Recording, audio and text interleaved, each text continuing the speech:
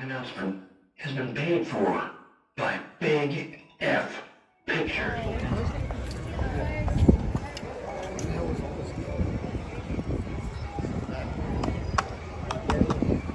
We are walking towards the film festival award show. So could rain. It says it's raining, but it's not. It's still actually pretty decent out. So, You want to go the other way?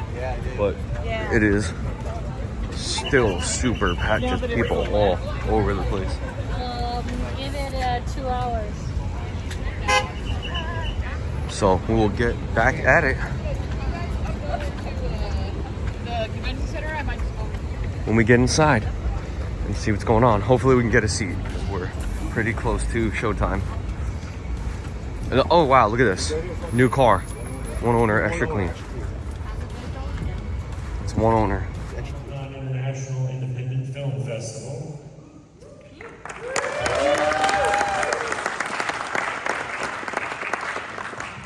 I recognize some of you. Thank you for coming back. This is our 22nd year doing this. This year we have filmmakers from all over the world joining us from Canada, China, Egypt, Israel, Malaysia, Mexico, New Zealand, Spain, the United Kingdom, and USA.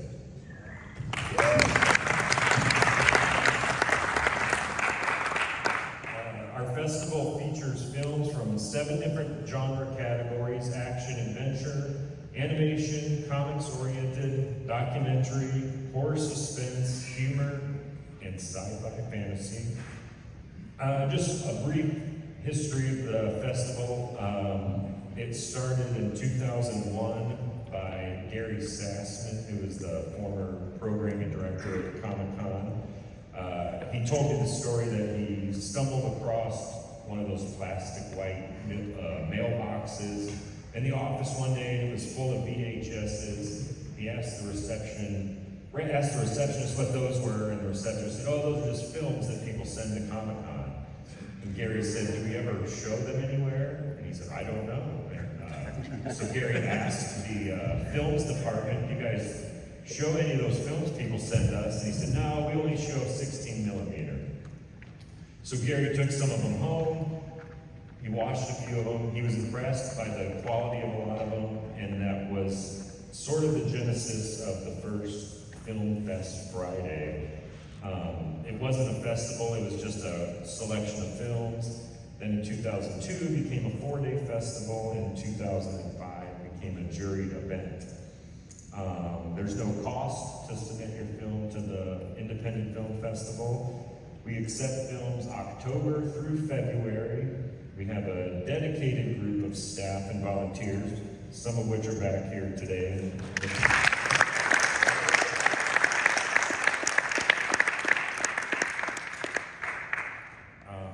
We get hundreds of films every year. There's a bunch that have rules, violations, and stuff that unfortunately we can't include. And then we whittle that number down to about 100 films that our judges here watched for us this year, and whittled it down to 56 total participating films. That's enough for me, thank goodness. I will throw it to our judges now. Our first judge, Nami Melumad, is a film composer with over 140 credits, notably Marvel's Thor for Love and Thunder and Paramount's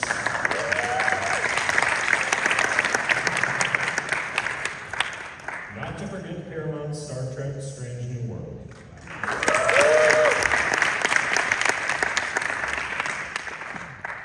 Nami, have you ever been a judge at a film festival before? Yes, but this has been very special because literally every film that I watched, I was like, it's amazing, it's so inspiring, and I watched a lot of films, and I feel like a lot of the projects that I watched on this one really stayed with me, like so many brilliant ideas, and just the way that they were produced and edited and directed, and a lot of the music was phenomenal. So I know that some of you are going to win, some of you are not, but you are all winners.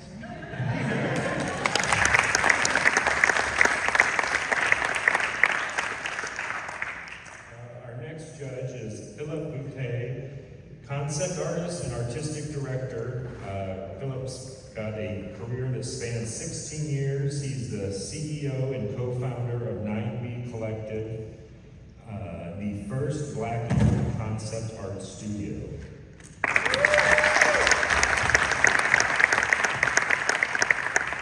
Phillip, can we count you next year? What'd you think?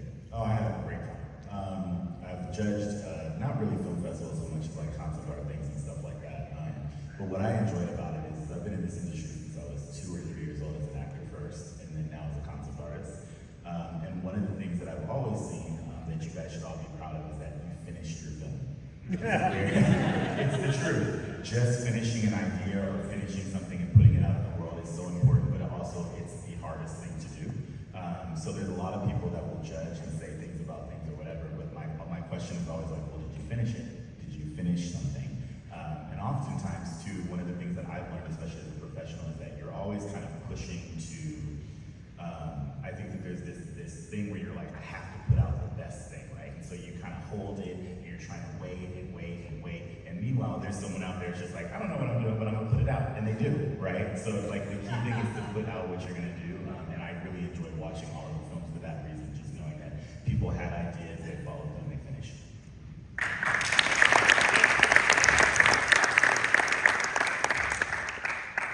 Our final judge is Anthony Ferrante, director, producer, and writer of Sharknado,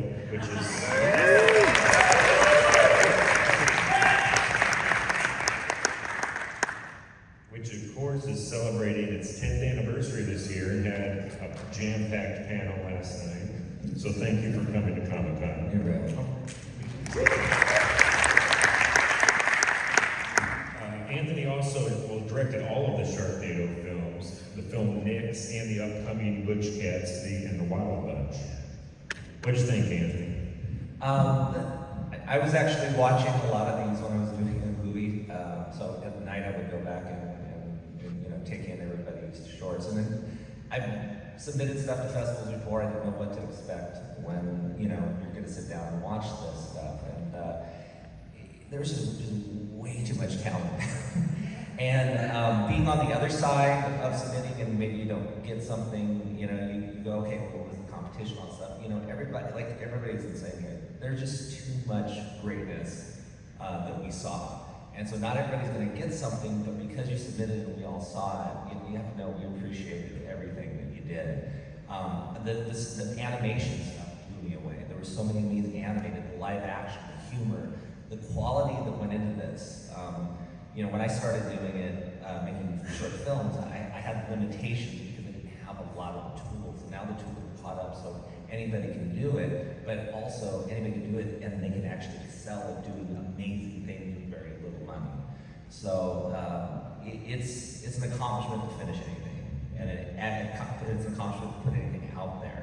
And never think that because something, you get accolades for one thing, that people aren't noticing.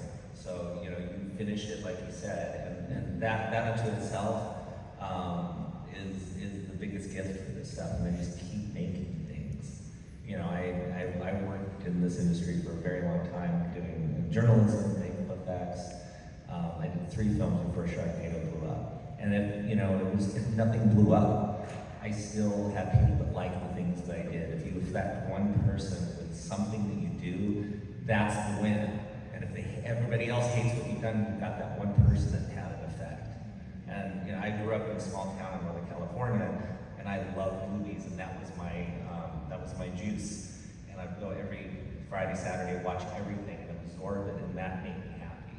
And so what I do, whether people like it or hate it, I'm paying it forward and hopefully, affecting that. One person or many people. So congratulations to everybody out there.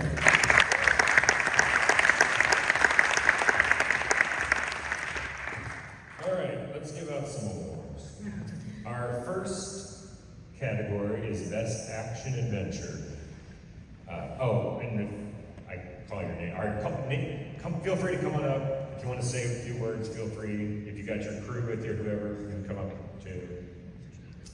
Our first film is about a notorious outlaw named Bottle Tooth Guapo, who runs into their biggest fan, Lazlo, who's determined to show them that he's a force to be reckoned with with and a worthy sidekick from director Jazmin Aguilar, Kid Ugly.